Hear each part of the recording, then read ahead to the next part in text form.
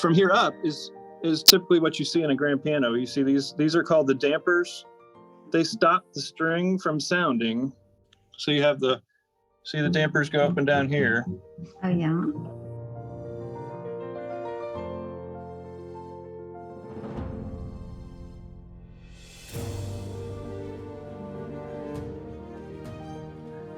Oh, that's great. Right. Oh, there you are with the beautiful pianos. Yeah. Oh, wonderful. And you have the piano open there as well. It's so great to talk to you. Yes, you too. Yeah. But tell me now, you are a piano tuner for Steinway. Do you work for Steinway? No, I don't work for them necessarily. I'm an independent contractor. But okay. I've been trained for Steinway. I've been up to New York about 5-6 times in the factory for training. And also I went to Oberlin College up in Ohio for some Steinway training. It's an all Steinway school up there. We have an all Steinway school here, USF, and it's full of Steinway and Boston pianos, which is a Steinway product. So I do most of my work on Steinways, but I'm not like their employee. I'm independent. Oh, okay. So, I see. Yeah, so that's the beauty of it. I get the best of both worlds. I get to work on the best pianos, but I'm independent. I can make my own schedule. Oh, yeah. For the most part, unless I'm doing like concert tunings, then I have to, be there a certain time before the show. Yesterday, I was at tuning 2 times, one at around 1 o'clock and then 6 o'clock. That's generally what you do for an artist when they come in, when it's a well-known pianist that comes into town. You do it once the piano is set up, you do it one time through, and then they do a sound check, they rehearse a little bit, and then I come back and do another tuning before the performance. So just an overall thing to make sure everything's working, functioning as it should be. So. Well, I actually saw on Facebook a pianist who did a recording, and then I also saw that during the time of the recording, the piano was worked on and tuned. And I didn't realize that it is so important to do that. Sometimes they do that. I tuned for, Joshua Bell. A lot of people know him. He's a famous violinist. And he toured with his pianist. And they wanted, for one thing, we tune typically to A440, the concert pitch. Pretty much that's general around the world, I believe.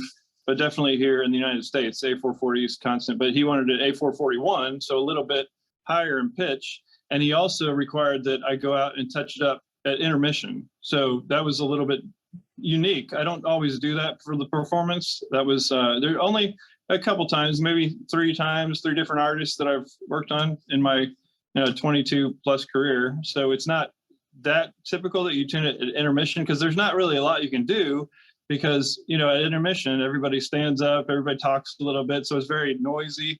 But it's just for peace of mind for the artist to go through, make sure no strings are broken, just make sure, touch up any strings that might be out a little bit.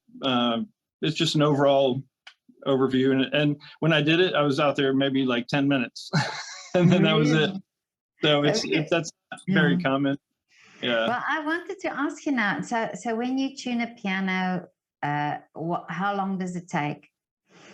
Typically about an hour. So 45 minutes to an hour. If I've seen the piano before, if I've worked on the piano before, if it's been a few years since the tuning, it typically takes a couple hours, because I have to go through and raise the pitch because it falls. There's so much tension on the strings that it goes flat.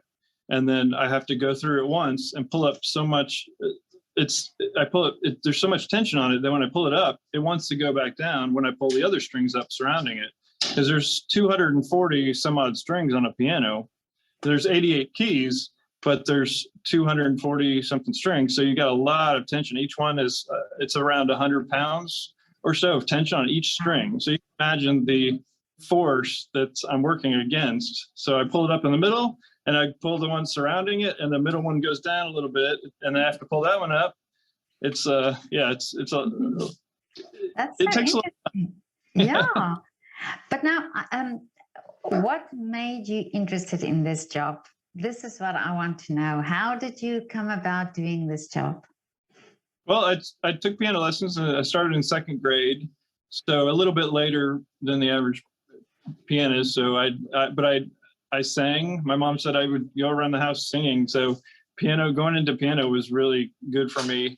And from there, I played saxophone in the 5th grade band all through some of college. And then I was going to go major in some kind of musical career. I was thinking band director or something involving music because I loved it so much. But I was kind of like, if I do the performance route, that's a very rigid schedule, and it's nights and it's traveling. I'm like, I don't know if I want to do that necessarily. I want a day job so I can have a family. I wanted a family and stay kind of in the area. And so my mom had the piano tuner out to my house. So she's the one that first recommended. She's like, you should look into that. It seems like decent money, and it's a good career that you can do on your own time. You can be your own boss. And I'm like, okay. And so it happened to be a gentleman from my church was a piano tuner. So I saw him, and he actually took me under his wing, gave me a few lessons, so to speak, and the beginnings. And he gave me some books to read. And he's like, and he told me all about it from a good perspective, because he did some concert work and he did a lot of house calls. And so from there, I worked with a smaller piano store. This is the Music Gallery. It's the Steinway dealer in the area, the Tampa Bay area. So I've been working with them the longest, but I started on a smaller shop and doing the inner workings, cleaning and not just tuning, but there's so many parts and it takes a while. You read something in a book and it's different than actually doing it. So this is a career more like a mechanic or electrician or a plumber, that you have to do hands-on work to really gain the knowledge. So over the years, I'm still learning how to do little things. I've done it one way for years. I'm like, oh wait, this is a little bit better. I'm going to do this, next time, and still developing, my craft. But now you have to have a very, very good ear for tuning, because it's fractions of sound that you hear. Yeah. So when I'm actually, I'll put the keyboard back in. I took it out. You can see. No, I want to see, but yeah. Let's see this. Explain a little bit there. Okay. If you visualize a piano keyboard, you have middle C in the middle. And so I start with the A above middle C, which is A440. So I measure that I have that old tuning fork that you hit and then you hear the sound, but I use my phone. Nowadays you can have that on your phone to calibrate that first note, A440. And then from there, I go down to the A below middle C and the F below that. So I do intervals, intervals, octaves, and then below that F to judge if that top A is with the bottom A. And so I'm listening for beats in the sound. I'm listening for clarity and getting it to sound in tune to itself. So A440 is the one I start with, but from there, I'm not just doing one note at a time, listening to see if that one's in tune. I'm judging it by the first one I did. So I do the A's and then I measure that, the F below that, and then I go from the F to A, I go up a half step, so the B flat, F, B flat. And so I'm listening to the thirds of the octaves, then the third, the fourth, then I go up to the fifth from the F, so the F to the C, and then I go up a half step, I go up pretty much from thirds to fourth, third, fourth, and I check it with fifths, because each interval has a unique beats, you could say. The octaves should be pure, no beats, no waves. And then the thirds are the fastest interval. So if you're playing a third in the middle of the piano, you're going to hear a wah, wah, wah, wah, wah, wah, wah. And you want that because of the fact equal temperament. You're going to have beats in the thirds going up, and they're going to get faster. So if you play the first third, it's going to wah, wah, wah, wah, wah, wah, wah, wah, wah, wah, wah, wah, and it's going to get faster as you go up in thirds. Oh, I see. And most people don't realize that, but that's the way it's called equal temperament. Back in the days of Bach, they came up with that so you could play in every key. Because if you tuned it in historical tunings, you might be able to play a certain song in a certain key, but if you changed keys, it would sound awful because of the way the beats. So that's what I use when I tune. I use those to my advantage to help me tune those intervals there, the thirds. I listen for, there's supposed to be like 7 to 8 beats in that third below middle C. So you can't really count it, but I've heard it so many times. I know what it's supposed to sound like. And then you go up from there, like I said, a fourth, which is more pure. It's more like an octave. So if you go to the piano and play fourths, fifths, and octaves, they're going to sound very pure. But if you go to the thirds, minor third, tenths, they're going to have a beat in them. So that helps me tune by ear. Otherwise, you know, some tuners tune only with the electronic tuner the whole way up and down, and they tune one note at a time. But I like to use the more musical approach and use my ear and judge by the intervals. So then everything then fits together when you do it that way, it seems, you know, because then the one goes off from the other one, if I can say it that way. So yeah, it builds. You have to have the first layer strong. You have to have that octave, the A to A in the middle, very solid. So, but now the strings vibrate, and how much of this vibration affects the note next to it? For example, so if you play and also a certain loudness, for example, how much does that affect the purity of the sound then? Well, if it's in tune, you have 3 strings to each note on most of the piano. So the treble wire from about the mid treble up, or the low treble, the high bass up, you have 3 strings. And those are the steel strings that you can see, the shiny metal. The ones on the bottom, the bass strings, have copper windings. So they're more of like the different brass looking, copper looking. So the treble wire and the bass that have 2 strings to each note have to be exactly with each other, or you'll get a sound that's kind of like, they say, a cat meowing, like meow, meow. You know, so you don't want that effect. You want it to be as pure as possible. You want those 3 strings to sound like one note. So if that note is very solid and pure, then the other notes that you play next to it are going to be the best sounding in relation to that first one. Okay. So if it starts going out, then that's why in concert work, most of my work for the second tuning is very minimal, because I've already gone through the whole piano and made it very solid in the tuning. I'm just checking to make sure those 3 strings are still in tune and don't get that, you know, meowing effect, that flange. If you play guitar, you can have a flange pedal that goes, you know, you want that in rock music, but you don't want that as much with pianos. You want it to be as pure as possible. But can you hear when somebody's playing, say, in concert? Can you hear when something is not right? When something is off? Yes, if it's a concert that I haven't worked on the piano and they couldn't afford maybe a technician and it's an older piano, then I can definitely hear. But it's funny, I can kind of tune that out most of the time. I could just enjoy the music for what it is, and on the piano you have so many notes playing at the same time. It's the average person doesn't really know. They might say, oh, that doesn't sound like the other piano. It's just because it's a different piano. Well, no, it's probably because it's out of tune. It's a little bit, but it's the full picture, the full experience I can enjoy still if it's a little bit off.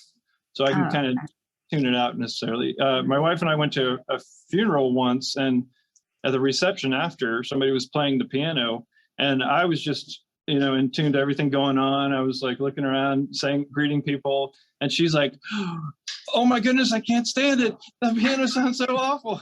And I was listening, I'm like, oh, you're right. Wow, that is bad.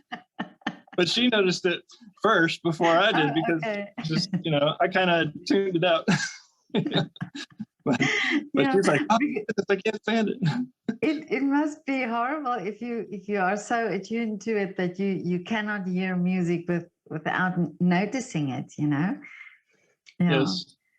But I can still enjoy it. Thankfully, I don't have, I mean, people claim sometimes to have perfect pitch, which is a perfect, like, ingrained pitch that they have, but there's no such thing, I believe, as perfect pitch, because what is perfect pitch? A440 or A441 or A443? There's a lot of pitches that you can tune to, and once you tune the whole piano to that pitch, whatever you pick, then it could sound beautiful. And but some people claim that they can't stand music if it's like tuned different than what they're used to. So I feel for them, because I don't have that, but I guess they cringe like but I can, like I said, I can kind of tune it out, and I can enjoy it from a bigger perspective, I guess you could say. Yeah. Well, I mean, it's also because it's also because it's your job, and it's at the time you have to just shut off enjoy life a little bit. Yeah, enjoy life, take a break. I tuned for Harry Connick Jr. before. Harry Connick Jr., jazz artist.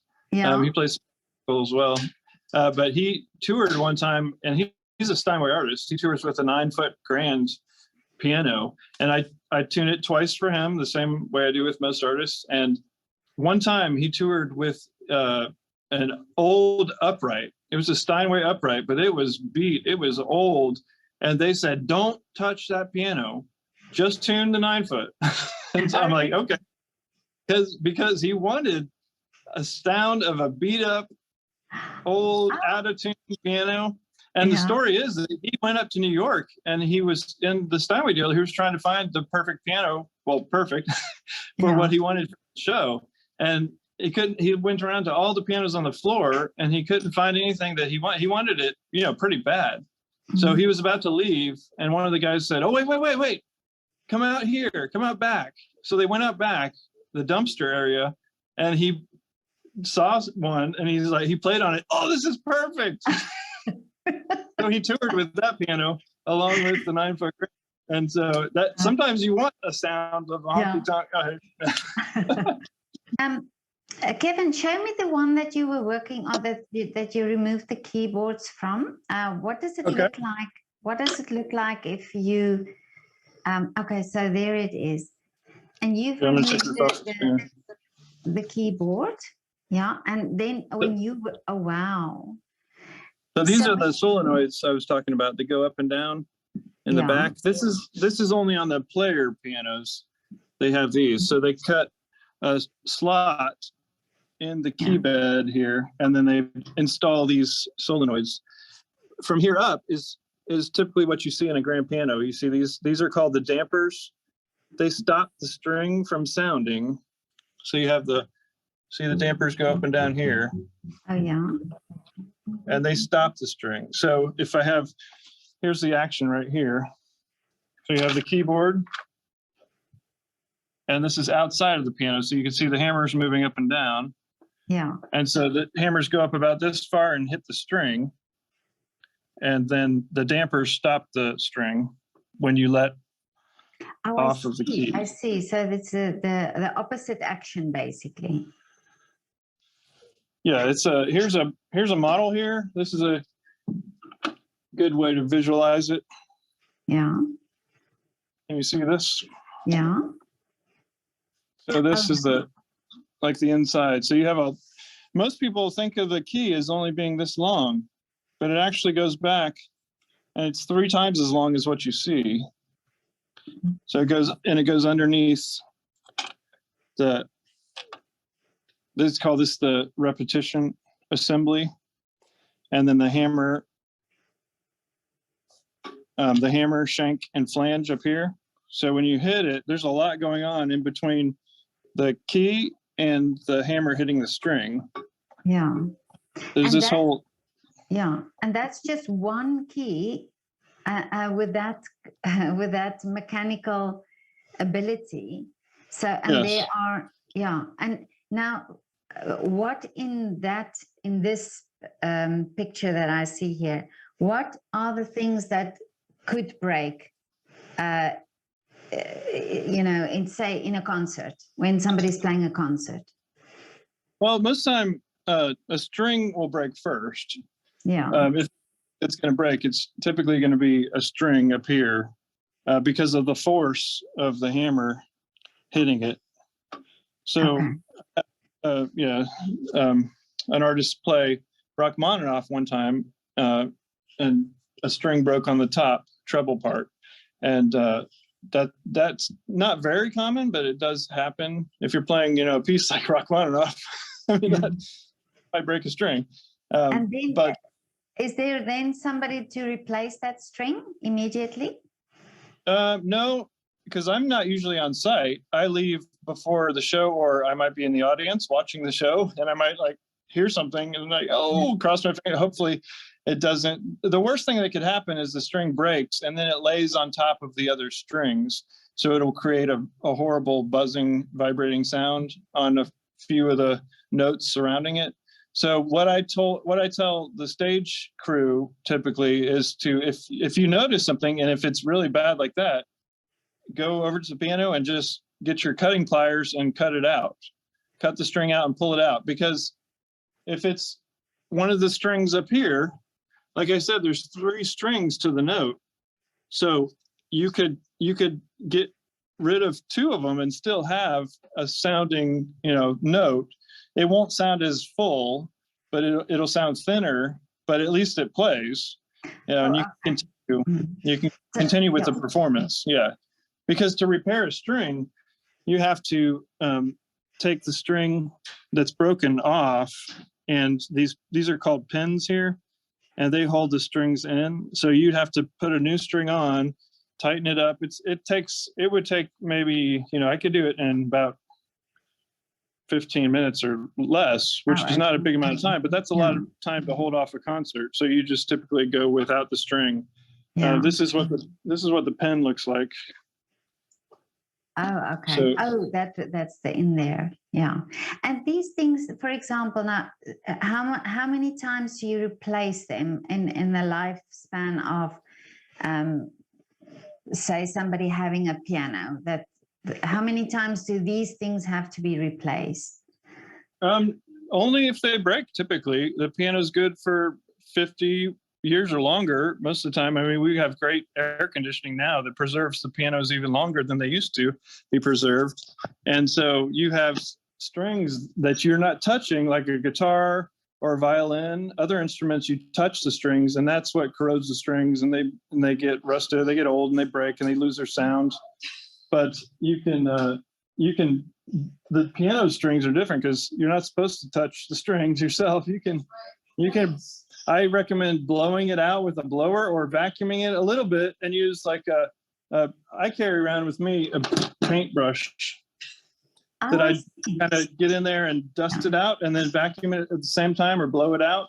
So that's what I recommend to my customers. And if you're constantly blowing it out, it keeps the dust out, it keeps it clean. And then if you're living in a climate like Florida, we have air conditioning, but if you make a string cover with its basic black felt or a brown felt, depending on your piano, you can cut it the shape of the piano and then lay it inside so it covers the strings, and it's a moisture barrier, and it keeps dust off. And you can take that out once in a while and shake it out, or still you can blow it out. So that preserves the life of the strings, because if they're not touched, or if they're not they're not exposed to humidity a lot, then they're going to be nice and preserved. Mm-hmm. So if you do replace strings, it would be the bass strings, because these, like I said, these have the copper windings, and they will tarnish over the years, and they will deaden before the treble wire. So you can put new bass strings on after 30 years or 40 years, it might need new bass strings, and it will brighten up the piano. It'll come to life, like it was new again. But then once you replace strings, you have to look at everything else, the other parts, like the hammers. I want to know the hammers, because they get the beating. Yes, they do. Yeah. And how often do you replace the hammers then? The hammers, yes, that's more. Yeah. You get hammers almost like the tires on your car. They get more worn with the mileage. So if you're playing the piano quite a bit, you're running high miles in the car. This is an older hammer here. It's got, I don't know if you can see the grooves, the string grooves. Yeah. So the more it hits the string, hundreds of thousands of times, millions of times probably over a few years, it'll get flatter and flatter on the top. And then I do, I'm going to put this back on the stand here. Yeah. I can have two hands. Okay. Yeah. So you can take a filing board, just sandpaper, and I file each one on the shoulders. They call it this side, and then this side, Yeah. and then get the tape back, because you can see it has a good amount of. Yeah. So I can shape that back to where it was when it was new. Now it's not, the hammer's older, so you have aged felt, so it's not going to sound the best like it did when it was new, but you can make it sound really good, bring that tone back. So you shape it again, and you can get, when I file it down, it might take a couple millimeters off each side, but there's a good amount of meat, like I said, so you can do a couple filings. So on a concert stage, I might file it every 2 years or so. In the home, it might go 10 years without needing a filing. So it just depends on the amount of time it's played and the amount of times it hits the string and wears down. So. And you have to check also when you tune, do you check every time, every hammer? Not every, well, I do in regards to like the tone, because that's a good question. I tune it, like I said, the first time I do a really good, thorough tuning. The second time I go there for concert work, I'm talking about, I do some of the tuning, but more of voicing, we call it. So that's actually taking a needle, and if I hear a note that's brighter than another one, I will take a needle and go into the top of the hammer or the side, depending on what sound I want, and make it more like the others, because you want a consistent sound all the way up and down. Yeah. So after you can, yeah. So you manipulate the hammers then in the end. Yes. Kevin, you are so impressive. I mean, there's so much you have to think about and listen to, and there's so many variables as well. Oh, definitely. Yeah. There are many parts, many things that could go wrong, but I go over it thoroughly, so I know I have confidence, and the piano will perform for the artist the way I want it to. So it's it's just, I can tell a lot by just playing a couple notes on a piano. I could say, oh, that needs this and this and this, and then one thing could lead to another, and it could be, I have a lot of my clients that have a piano that's a little bit older, that it needs so much work that it would be thousands and thousands of dollars, sometimes tens of thousands. Like you might, it's time to move up to another piano because this one's getting older and you can't really get out of it what you might want. So sometimes it's a way to go to a new piano. Sometimes you can rebuild. I have a 1910 Steinway O at home that I fully rebuilt. So that's like a new piano when you replace all the parts and the strings and refinish it, and it's worth rebuilding pianos sometimes. So, and is that something that you just did for yourself, or do you get sometimes jobs to do that? I don't do that typically. I just don't have time to do that work. I like doing that work. I do that once in a while, but not as much as the regulation and the tuning and the working on the newer pianos. It's just a matter of time, really. And I like being in the shop sometimes to do that work. That's more meticulous work, it's more. Yeah. But then I like being out in people's homes and on the concert stage and interacting. I'm a people person, so I like to talk to people and I like to do it from the level of the fine work at the end to make it shine. The piano, just the little tweaking of a lot of different parts. It's a lot of little adjustments that I do with the tiny screws inside, but it's just to make it play its best. It's like tuning up. I read an article once. It's like tuning up a race car for a race. You put fine detail into every single part to make it work, to make sure it works the best for that performance. So it's much like that. Race car for getting ready to run a race. So if you look back now in your career and when you just started, what is the one thing that you really learned in the process? You know, that you really, the one thing that stuck out that you would say, I wish I knew that when I started. I don't really know. I can't pinpoint one time because it kind of, like we talked about, builds on everything else. So you learn the Yeah. basics, learn a little bit more, you learn a little bit more. I guess going way back to where I first started tuning, it took me, a full day on a piano, manipulating the strings. I'm like, before I went into piano tuning, I'm like, oh, I've tuned my guitars before. I've tuned different instruments. So it can't be that hard.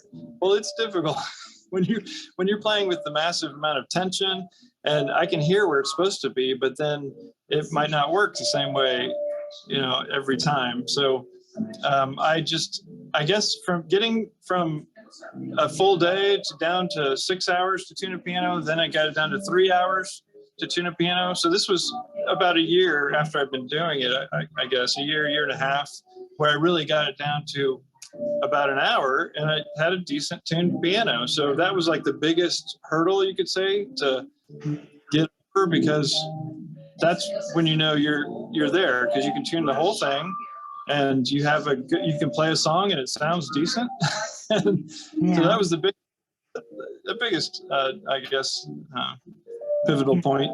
After that, going to Steinway, New York for the first time and hearing from a Steinway technician up there telling me like different things to hear and more of a bigger perspective. So that opened my eyes to the concert technician world, where I have to do an overview, I have to do it quickly, and I have to, do it efficiently and get it ready for that artist, because I never know what artist I'm going to be working for or working with, and never know what they're going to want. Some artists want a bright piano, some artists want a little more mellow piano, some request certain things that I have to do, like I said, quickly and efficiently. So, and I have had recently, a couple weeks ago, a string broke at the first tuning, and I had to repair it and get it all ready for right before the performance, to tune it again to make sure it held, and then be fine for the performance. So I was thankful that it broke while I was tuning it the first time. How many strings do you carry in your bag, by the way? I have some in my car. I don't carry them in my bag. Oh, okay. I have to run to my car sometimes and quickly grab one that I need and put it back as quick as possible. Sometimes I just got to work with what I have, and you can actually tie what's called tying a knot in the string. So I can take a short string, and take the string that broke off, and there's a way to manipulate it to where when it's back to full tension, you have what looks just like a knot in the string. So sometimes in pinches where I have to do it quickly, get that bass string back on, because some of the bass strings, there's only one to each note. So if that's gone, you have no sound. So that would be one I would have to tie a knot in, put it back on, and then, the show must go on. Sometimes you have to work with what you. Yeah. Oh, wow. And are all the strings the same? No, they're not. Yeah, they get bigger, or they get thicker as you go up the piano. Oh, So you start with the big bass strings. These are really big. That's why you only need one for each note. And here's two. This starts with 2 bass strings per note, and then you get up in the treble wire, you have 3 strings per note. So they gradually get bigger, but they don't. I mean, I'm sorry, they get smaller as you go up. They get bigger as you go down. But the smallest string here, see how short that is? Can you see that? Oh, yeah. Oh, wow. The speaking length is only an inch and maybe 2 inches.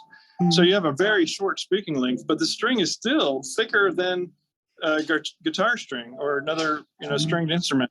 So you have really thick strings on a piano compared to the other instruments. So But now, Kevin, I'm going to put the action back in here. Okay. You see?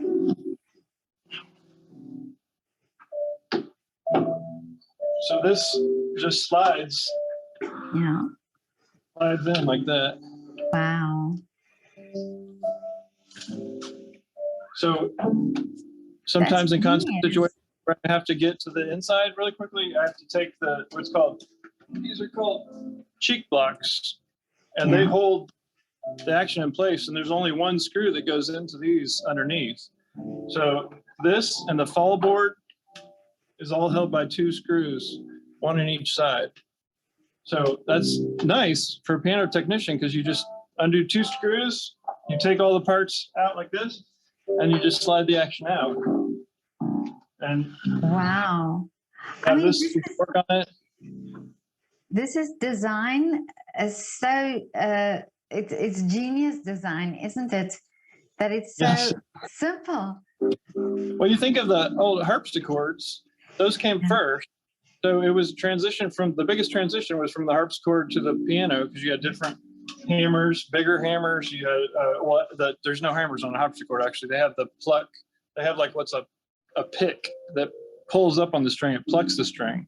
So there was no hammers like that hit the string. So that changed to hammers, and so you have a totally different system. But you have the same. The keys look like the harpsichord keys. You have the sharps and the natural keys all the way up. It looks so you could play like a C chord on the harpsichord and a C chord on the piano, but all the internal workings are different. And that changed, hundreds of years of just changing even the piano parts changed a little bit to where we have the modern piano today. But many of the parts are like, it's old world technology. So it's very similar, to the first piano created. It's just little tweaks here and there to make it more and responsive. And it's I That's love working. amazing. I mean, if you look at these pianos and it's beautiful pianos, you cannot imagine that you just open it up like that and pull out the keys and then you're inside. That is amazing. Oh, Kevin, this is wonderful that you showed it like this. It's thank you so much. It was you're welcome. Really insightful. I think a piano is something that we rarely think of this way. You think of somebody playing, but you don't realize what goes on inside this piano and the like these little hammers and the mechanical side of things. It's wonderful that I could see that now. Thank you so much. No, you're welcome. Kevin, tell me, what is your wish now for the future?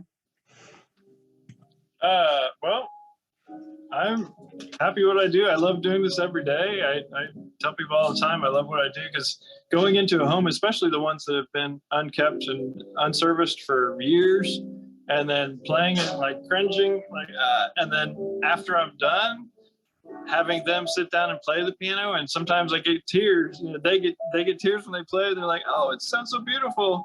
I mean, it's great to bring that life back into the piano. And then after that, I say, "Well, keep it serviced, and it'll sound like this for you all the time."